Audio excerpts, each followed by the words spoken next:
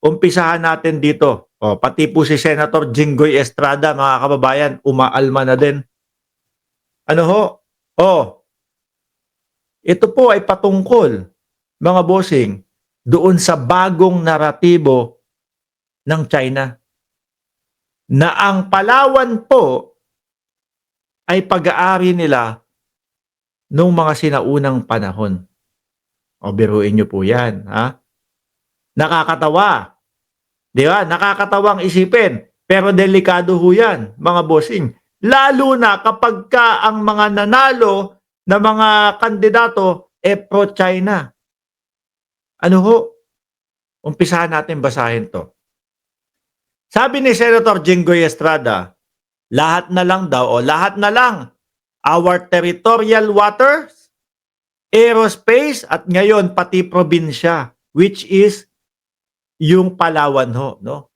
Pati probinsya ng Pilipinas inaangkin nila, no? Nakakatawang isipin, mga bossing, pero yung 9 dash line po nila, mga kababayan, na ngayon po talagang idinidikdik nila sa buong mundo na merong ganon, nag-umpisa lang din po yan.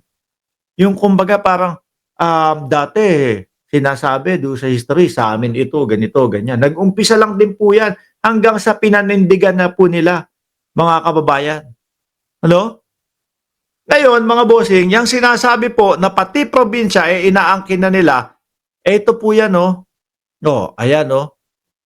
Sa mga Chinese site, kung makikita nyo ho, mga kababayan, dati ito lang sila eh.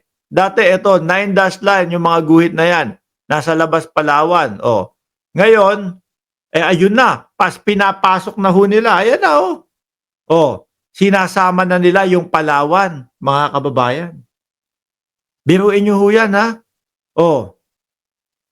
Ayan.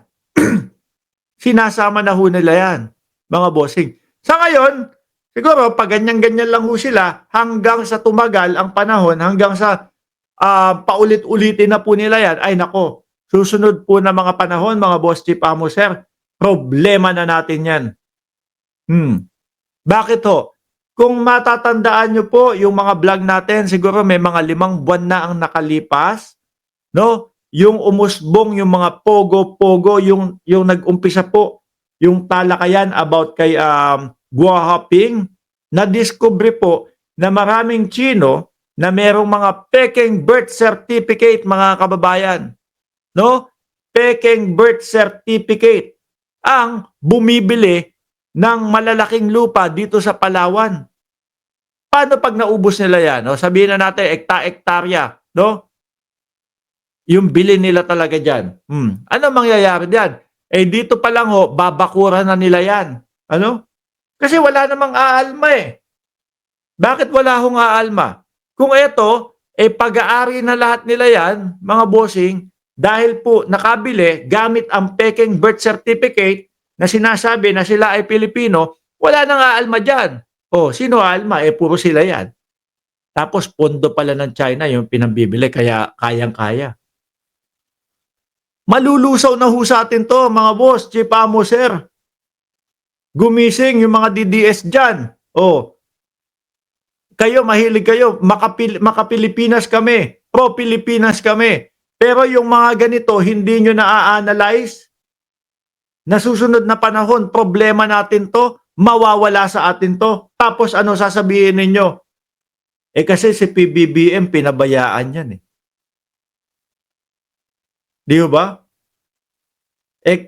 Kasi si Bongbong Marcos sa panahon niya nawala yan eh. Pero bakit to, mga kababayan?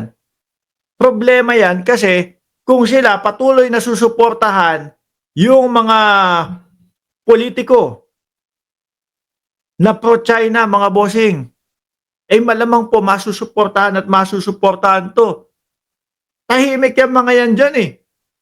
Di ba? Oh. Tingnan nyo na nga lang yan, oh. Chinese social media is now claiming Palawan as part of China.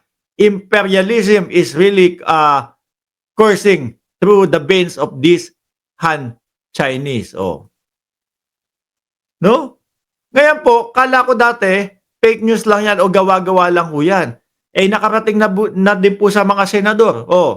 Lahat na lang, our territorial waters, aerospace, at ngayon, pati probinsya inaangkin nila.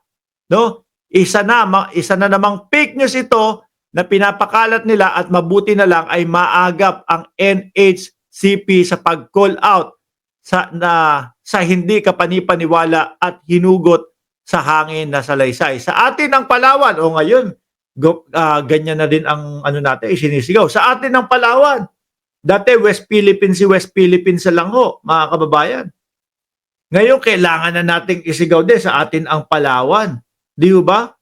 Pagdating ho ng panahon, yung mga paganyan-ganyan ho nila, sasabihin, kailangan na namin kunin yung Palawan. Hindi inyo to. Pag-aari namin dati to. Sa atin ang Palawan at malinaw na malinaw ito, no amount of internet trolling can change or rewrite history and create confusion to influence public perception. Mga kababayan. Yung mga DDS, okay lang yan, ganyan. No? Suporta kami dito sa mga to.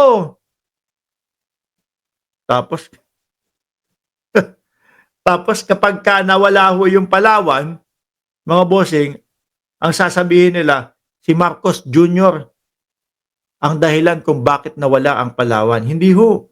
No? Nakita nyo ang sigasig ng ating Pangulo? Nakita nyo ang sigasig ng depensa natin para po ipagtanggol ang West Philippine Sea? Eto pa kaya na probinsya na mismo natin, hahayaan pa nila na mawala sa atin? Di ba? Kaya, ito hong darating na eleksyon, mga kababayan. Pati yung mga susunod na eleksyon, kailangan nakapokus tayo doon sa talagang mga mga politiko o yung mga magiging leader ng ating bansa na siguraduhin natin para sa Pilipino at para sa Pilipinas. Mga bossing, hindi yung mga nakatahimik po sa West Philippine Sea, mga nakatahimik, may mga nagsasabi pa na hindi atin ang West Philippine Sea, mga DDS, isuko na, ibigay na yung West Philippine Sea. No? Napakasakit pong marinig yung mga ganun po sa kapwa natin Pilipino. No? Napakasakit po, lalo na po doon sa mga bayani natin.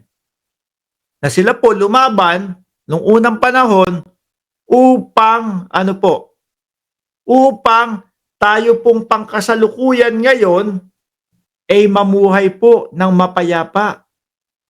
Mga bossing, mamuhay ng mapayapa kahit po hindi na nila inisip yung kanilang buhay. No? Gagawin ko to para sa bayang Pilipinas, para sa susunod na henerasyon. Tapos tayo, yung ibang mga DDS, ibigay na natin yan. No? Ipamigay na natin yan. Isuko na natin yan. Di ba, mga kababayan?